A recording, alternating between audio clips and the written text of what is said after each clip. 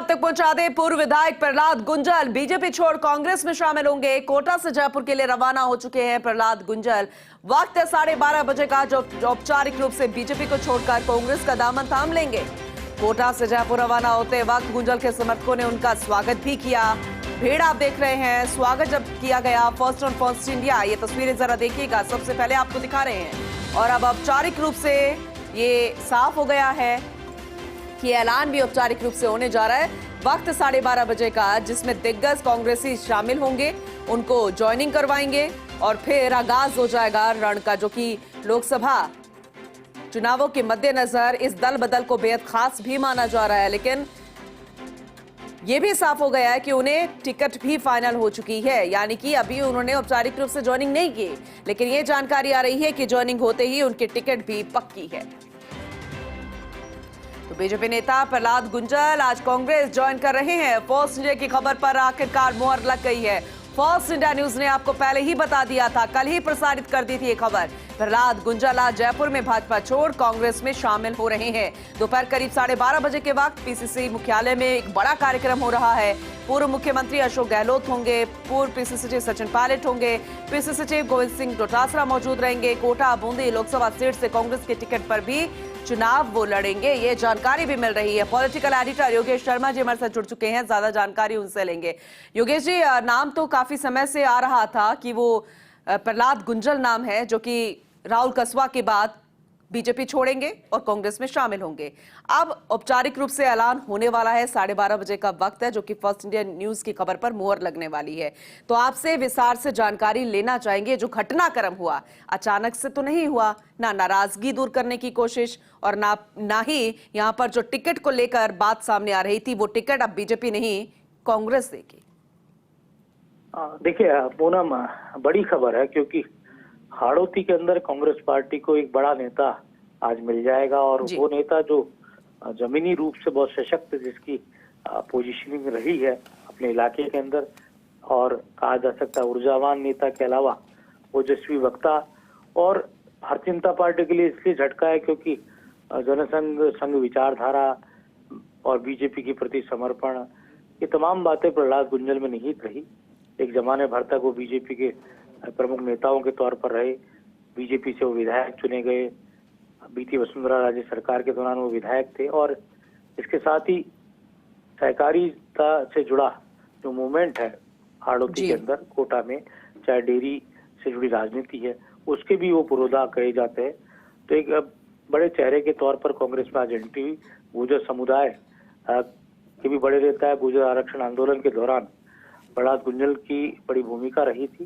तो ऐसे में ये कहा जा सकता है कि एक बड़ा घटनाक्रम है। और कांग्रेस पार्टी कोटा बूंदी से लोकसभा का टिकट देने को लेकर भी प्रहलाद गुंजल के नाम पर मन बना चुकी है। और प्रहलाद गुंजल का भारतीय जनता पार्टी में टिकट के लिए नाम चल रहा था। कोटा से तो क्योंकि ओम बिरला उम्मीदवार हो गए, तो उनकी कोशिश थी कि टोंक सवाई माधोपुर से भी मिल जाए, लेकिन पार्टी नेतृत्व ने लगता है गौर नहीं किया उनके नाम पर। और उसके बाद से कांग्रेस भी इन कोशिशों में थी कि कोई इस तरह का नेता मिले जो कोटा से लोकसभा में कांग्रेस पार्टी का सशक्त चेहरा बन सके और वहाँ बीजेपी का मुकाबला कर सके, क्योंकि ये इलाका बीजेपी के गढ़ के तौर पर विख्यात है। और अतीत में जाए तो प्रहलाद गुंजल वसुंधरा राजे कैंप के एक बड़े नेता रहे। उससे पहले वो ललित किशोर चतुर्वेदी कैंप में रहे। ललित जी के बहुत निकट के नेताओं में उनकी गिनती रही। और जैसा मैंने कहा कि संघ विचारधारा से ओतप्रोत रहे, लेकिन समसामयिक कारणों से, राजनीतिक कारणों से उनको अपना दल छोड़ना पड़ रहा है और वो अब बीजेपी छोड़कर कांग्रेस में आ रहे हैं। योगेश जी, एक महत्वपूर्ण सवाल आपसे मैं लेना चाहूंगी, अब अपनी बात को उसी के तहत आगे बढ़ाइएगा। अब आपने ये जानकारी दी कि विचारधारा से ओतप्रोत, लेकिन अब राजनीतिक कारण, यानी कि ये भी साफ हो गया कि टिकट मिल तो रहा है लेकिन कांग्रेस से मिल रहा है।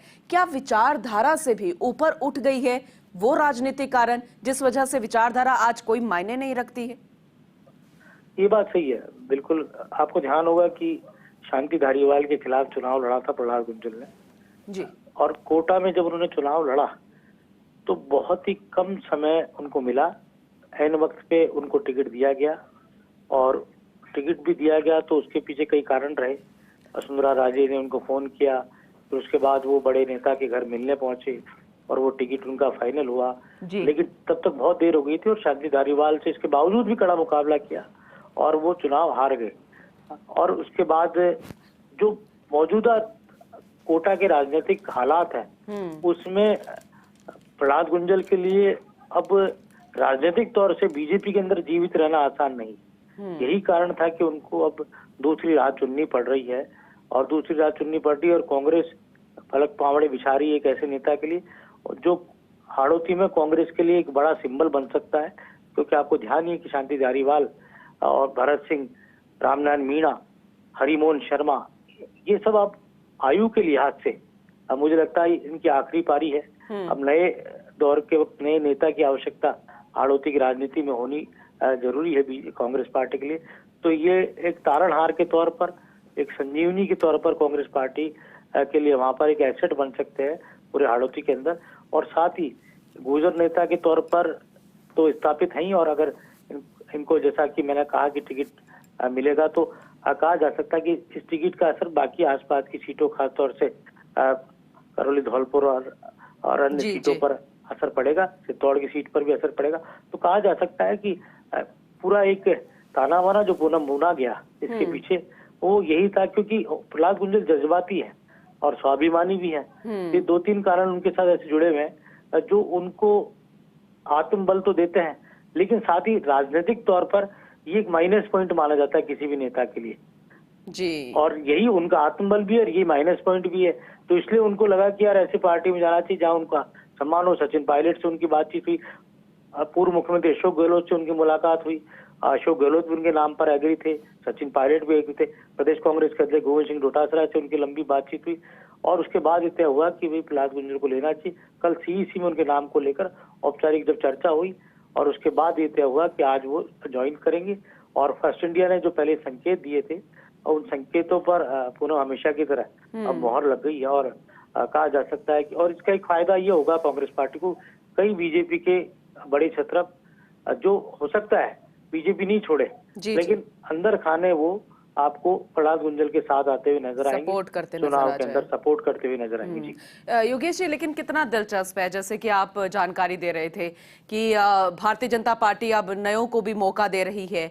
ऐसे में नयों को मौका देते देते पुराने जो कद्दावर नेता है उनको एक तरफ से देखा जाए तो साइडलाइन, लेकिन वही लोग, वही नेता कांग्रेस के लिए संजीवनी बूटी।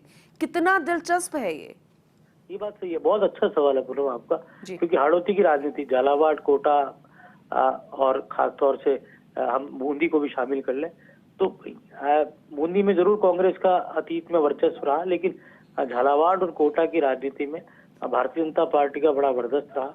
हम झालावाड़ की, कोटा की बात कर ले तो वहां पर दाऊदयाल जोशी, ललित किशोर चतुर्वेदी, रघुवीर सिंह कौशल, हरि कुमार औदित्य, बड़े नेताओं की तूती बोलती थी। तो हम बात कर ले झालावाड़ के अंदर तो वहाँ वसुंधरा राजे अपने आप में एक अजय चेहरा है बीजेपी का, जिसको कांग्रेस रोक नहीं पा रही।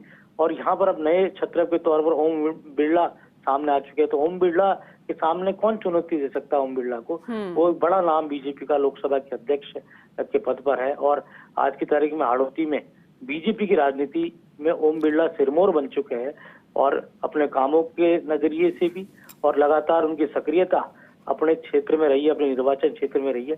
तो कांग्रेस पार्टी को भी एक ऐसा चेहरा चाहिए था जो ओम बिरला को उनके घर में, उनके निर्वाचन क्षेत्र में घेर सके।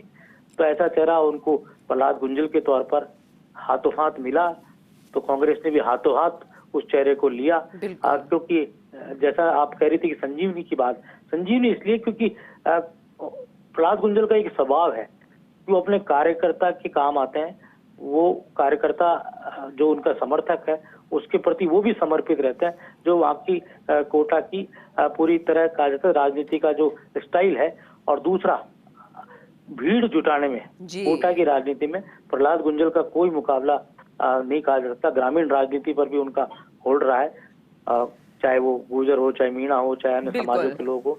तो ये कहा जा सकता है कि अब एक कांग्रेस, क्योंकि एक मजबूत गढ़ है बीजेपी का, हम ये नहीं कह सकते कि बीजेपी को यहाँ हराना आसान होगा। यहाँ बीजेपी को से मुकाबला करना जरूरी है। तो वो मुकाबले के लिए प्रहलाद गुंजल जो है वो एक कांग्रेस पार्टी के पास एक मजबूत चेहरा होगा, जिसके पीछे पूरी वहाँ की कांग्रेस को भी ये लगेगा कि यार अब हमारे पास एक बड़ा नेता है, यार जो ऐसा नेता जो हमारे लिए भविष्य का एक बड़ा चेहरा इसीलिए बन इस सकता दल है। बदल के बाद किसको कितना नफा नुकसान या फायदा होगा, ये तो आने वाला वक्त बताएगा। योगेश जी, बहुत शुक्रिया विस्तार से जानकारी देने के लिए।